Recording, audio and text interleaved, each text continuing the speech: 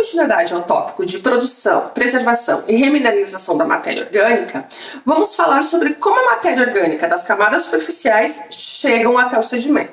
Em média, apenas 10% da matéria orgânica produzida na zona fótica não é remineralizada ali mesmo e irá sedimentar para camadas mais profundas.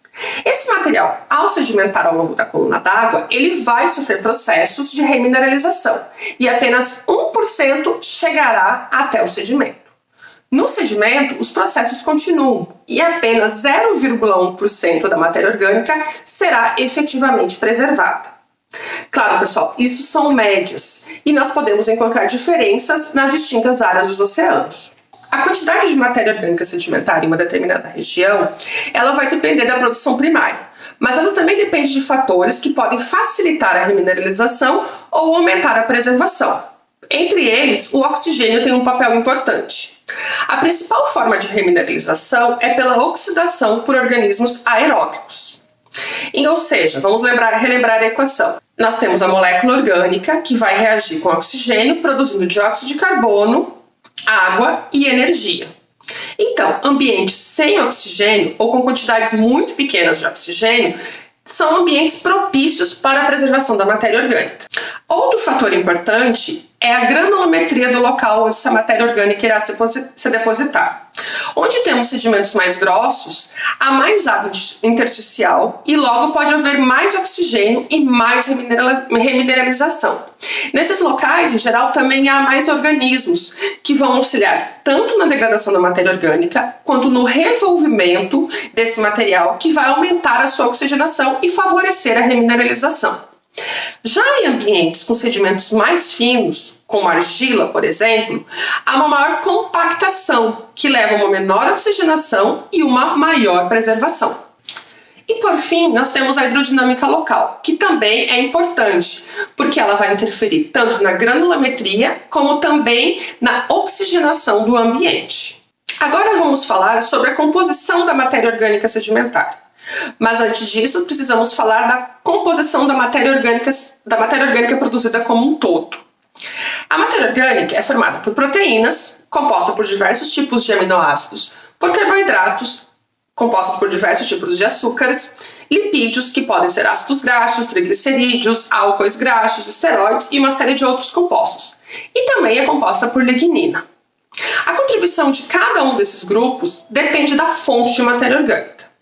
Por exemplo, matéria orgânica oriunda de plantas tem uma maior quantidade de carbono do que uma matéria orgânica oriunda de fitoplâncton, que por sua vez tem uma quantidade maior de proteínas, logo tem mais nitrogênio, do que matéria orgânica de plantas. Por isso, a razão entre a quantidade de carbono orgânico pela quantidade de nitrogênio é usada para diferenciar matéria orgânica de origem marinha daquela matéria orgânica de origem terrestre. Dois fatores importantes a serem considerados. Um é que a composição também afeta a preservação da matéria orgânica e o retrabalhamento durante os processos de degradação vão alterar a composição da matéria orgânica original.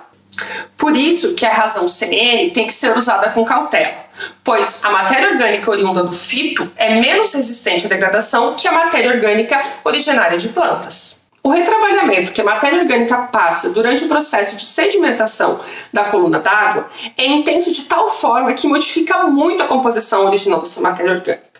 Por isso, quando falamos de matéria orgânica da zona fótica, nós temos uma matéria orgânica em que mais ou menos 80% da composição dela é caracterizada.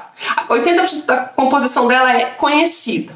Enquanto que no sedimento, somente de 30% a 40% da matéria orgânica é caracterizada. Mas o que significa termos uma matéria orgânica caracterizada? Isso significa que nós sabemos não só a quantidade de matéria orgânica que tem naquele material, mas sabemos quais os grupos, quais as moléculas formam essa matéria orgânica. Eu posso saber que eu tenho uma amostra com 3% de matéria orgânica e eu posso saber a quantidade dessa matéria orgânica que é representada por lipídios, por carboidratos, por proteínas, ou quais os aminoácidos, quais os açúcares que compõem essa matéria orgânica. Ou eu posso simplesmente saber esse valor, mas não conseguir caracterizar todos esses componentes de forma separada. Agora, por que uma parcela tão pequena da matéria orgânica sedimentar é caracterizado? Bom, isso tem a ver com todo o processo que ela passa durante essa sedimentação na coluna d'água. Durante essa sedimentação, ela vai passar por reações abióticas que vão levar à formação de compostos intermediários. Esses compostos vão se recombinar e vão formar condensados refratários. Esses condensados, eles são mais difíceis de serem analisados. Os métodos analíticos não conseguem identificar todos esses condensados. Além disso, alguns organismos, ao utilizarem essa matéria orgânica que está na coluna d'água, que já está em processo de retrabalhamento, vão produzir algumas macromoléculas, que são macromoléculas bastante resistentes à hidrólise e que também têm uma característica de serem difíceis de serem identificadas. Por fim, a matéria orgânica ela vai interagir com outras moléculas orgânicas, mas também com a matéria inorgânica presente ali naquela coluna d'água, formando outros conglomerados, outros complexos que também são difíceis de serem identificados analiticamente falando. Bom, pessoal, por enquanto era isso e até o próximo vídeo.